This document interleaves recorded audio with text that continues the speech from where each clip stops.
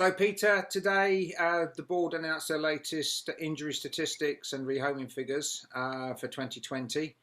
I think there was some good news and there was still some issues of concern. I guess the big positives are the rehoming up to 95%. And you would think we could possibly even go beyond that as the bond scheme continues to develop. Do you agree? Yeah, I do. I'm slightly just wanting to see that what the next couple of years hold, because I think the COVID and people being locked down and wanting pets might have just given it a false idea on the figures. That's what my only concern is. But I've never seen so many dogs going out the kennels going rehomed. It's a great time. I mean, like I've said for a few times now, dogs of mine which are coming up towards retirement, when the home comes up, I'll let them go. You know, I think while there's homes there, as long as they're good homes, they can go. So, I mean, it's been another busy month for us for rehoming dogs.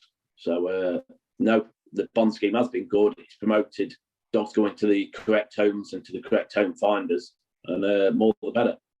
Yeah, I think the only thing I would say in defence of the figures is that they were very high even prior to COVID. They were getting better and better. I think they were at 88% a couple of years ago.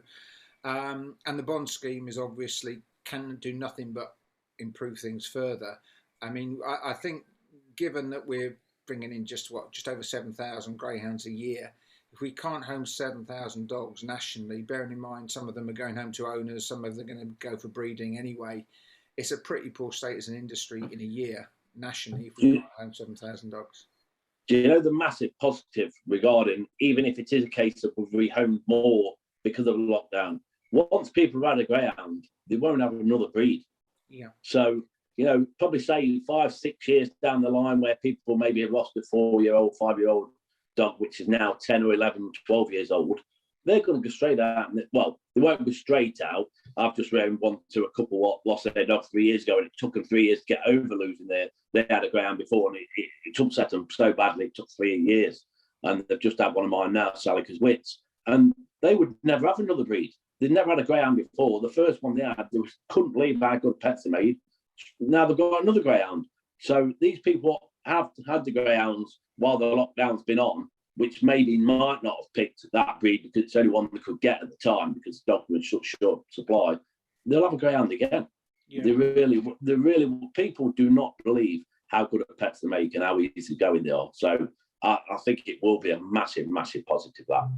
The other thing is, of course, we have also lost that sort of big glut of dogs, haven't we, that were sitting around trainers' kennels, so that when they were adding to, when the new one, when, I don't know, over a period of weeks and months, you get the odd one, then retire. If they were sitting there and they already had 6 or 8 dogs kind of, you know, holding them back in terms of available kennel space, and they have gone now. So hopefully, as the dogs retired, it's going to become very much more manageable than it was previously. Yeah, definitely. I know people used to have 6 to 10 retired dogs in their kennels, and they haven't got them now. So, you know, it's a massive positive for the sport. Yeah. Injury figures weren't too bad overall. I think they were marginally down. Although we had less races, the percentages were marginally down, which was good. Still got to be a concern over the euthanasias. But primarily the racing injury euthanasias, either at the track or away. I mean, for a period of time, we had a bit of an issue where we thought that tracks were not fiddling the books in terms of any doing anything dishonest, because I genuinely don't think that happens. But what they were doing, or what some of the trainers believed they were doing, was saying, well, take him home and then go and see your vet tomorrow. And if it's that bad, then he gets put to sleep by your local vet. I see those numbers have fallen in terms of the dog sort of being taken away. So hopefully so, because if a dog is so seriously injured, you don't want it to go through unnecessary suffering and travel just to make a track's books look good. I can honestly say on hand on my heart, I've never seen that locally, so it's never been an issue for us at Nottingham.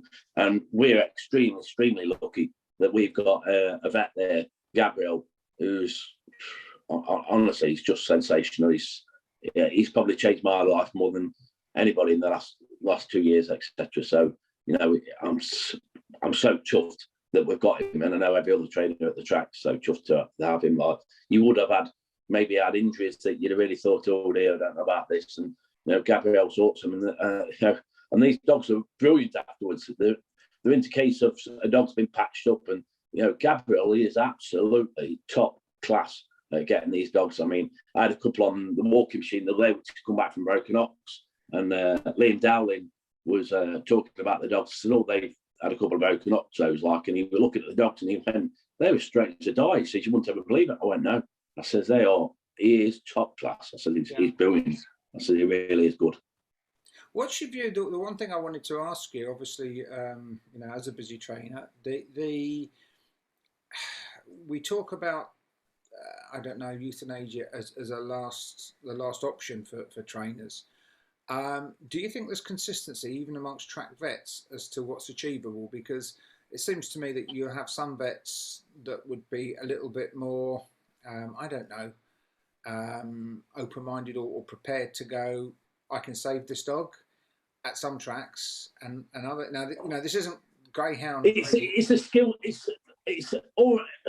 Doesn't matter about just in greyhound racing or anything. There's different skill sets in all walks of life, and it's having the confidence in those people as well. You know, sometimes when things happen on the spur of the moment, you get very passionate and you get upset if you think your dog's hurt and it's injured and it's going to be in pain. And I've seen it in the past, like, and stuff, and it's a horrible decision. And all you want to do is get that dog out that pain for that point in time.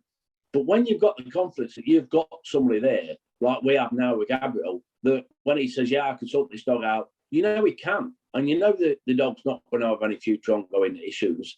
And it puts your mind at rest. And, you know, I don't think I've seen a dog put down in Acton this year. And that's not a case of somebody covering anything up or anything. It's because we've got somebody who can sort the injuries out and do it properly and in the interest of the dog. And if every track had a Gabriel, which they haven't, and that is, you know, and you can't, you know, everybody can't have a Ronaldo playing for them. So I would say we try and help Gabriel help others or use his knowledge. But what I don't want is everyone trying to use Gabriel because, you know, he's by himself, and you know, you can't burn somebody out. We don't want to suddenly then lose somebody because, you know, everyone's trying to use him. What we have to try and do is promote getting some more Gabriels. So, you know, I just can't speak highly enough of him. He's shaped my life. It really has, because, you know, nobody wants to see a dog put down. And it's, you know, it hurts you, it ruins you when you have it. And when you don't have to, it just makes you so happier in life. Yeah, I think you kind of answered my next question, really, which was going to be, if you were going to try and cut into that still quite considerable number, something like 200 dogs that are euthanized either directly at the track or immediately afterwards, what would you do? And I think you probably answered it there. If you had more veterinary expertise and vets in a position to say, this is a really bad, even a broken front leg, which is one of the things that trainers really fear, you know, it isn't necessarily the end. I mean, I remember years and years ago, Alexandra Pires said there was no need for any greyhound to be put to sleep due to a track injury. I'm not sure I entirely agree. No, I wouldn't. It's a very very small percentage. But to be fair, we have kind of got rid of the age-old habit of people saying, it's broken his hock. That's it all over for him, because, as you said yourself, you know, most days, most greyhounds are saved, aren't they? Yeah, I mean, to cut into that figure, there's quite a few things we've got to do. And I mean, there is a big issue nowadays with seedings, and it's not just open racing; it is graded racing. And I saw the new chap at Sheffield brought up some software which showed the lanes what lanes they're running. And I think we need to use more of this technology with the racing. What we've got, you know, it's tough on the racing managers to be putting the cards out all the time, non-stop, whereas technology can help with that. And if you know a dog's going to be in 2 lanes and that computer has analysed it after so many races and they have decided that, you know, that's got to be helpful. That technology's got to help for them, and that will help injuries. You know, there's so much things what can be done.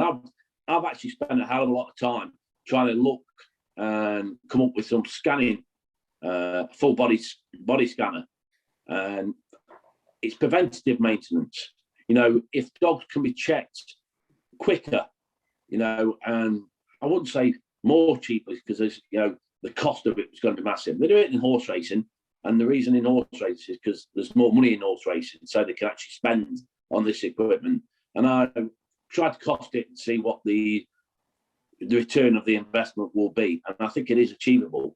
And what that would do is easily go to a kennel, scan 30 dogs within half a day, go to another kennel, scan another half of dogs in another half a day, sort of thing. And you're picking up where there's injuries which are starting. Now, you're not going as a vet to then turn around and go, oh, you need to do this, you need to do that. You're highlighting that that dog has got something turning up. Go and see a vet, go and get it sorted, take the dog off the card, get it rectified before they turn into big injuries. And I picked it up because it's the gymnasts. It was a Swedish gymnast team which have really took this on. And they were finding in exercise, these gymnasts were picking up minor injuries. And when they were going into competitions, they were breaking down with minor injuries turning into big injuries. And I think that's massive in greyhound racing. I think we do have minor injuries which aren't being picked up, and then they turn into large catastrophic injuries, or, you know, something will go and then something else will go. The dog's giving up on that. So I think we've got to do more and invest more money and time into actually trying to rectify on these small injuries which aren't being picked up and being hidden. So I'm trying to do that myself at this point in time, to try and do it. Yeah, I remember. I mean, John Conkey, our vet, produced a lot of papers about microfractures and the fact that broken hocks are often a result of a series of smaller injuries over a period of time. Dogs don't have time to recover. And I mean, there was a. I'm certainly not going to name names or even hint at which dog we're talking about, but there was a dog not so long ago who broke a hock, quite a high-profile dog, and I was talking to another trainer who insisted that the particular dog had a hock injury probably only 8 weeks before, and then reappeared within 8 weeks. The hock went again, and the track got the blame. So. Yeah. I mean, people, what we're not going to do, and what we do in this industry too much, is trying to pass the blame and not accept any blame. And all of us have got a role to play in this. And it's not a case of, well, it's not me. It's, you know, it's not trainers, it's not the track, it's all of us. And we've all got to try and work together and try and rectify it. And that's how we eat into them figures, by all working together, not having a blame culture, not looking to try and deflect anything off ourselves. I had a bitch broke down with an Achilles tendon, and I know for a fact I've missed that. I don't blame the track for it. I blame myself for it, because the previous race, she didn't run brilliant, and I thought there was other reasons for it. She got stopped in a run, etc. And I always look at the dogs and check them over, and I know I've missed it. And then the Achilles tendon had gone, and Gabriel's done a great job of it. You wouldn't even know anything had really happened, etc. But I do blame myself for that. So, you know, we've all got to take responsibility, and that's the best way we'll cut them figures down.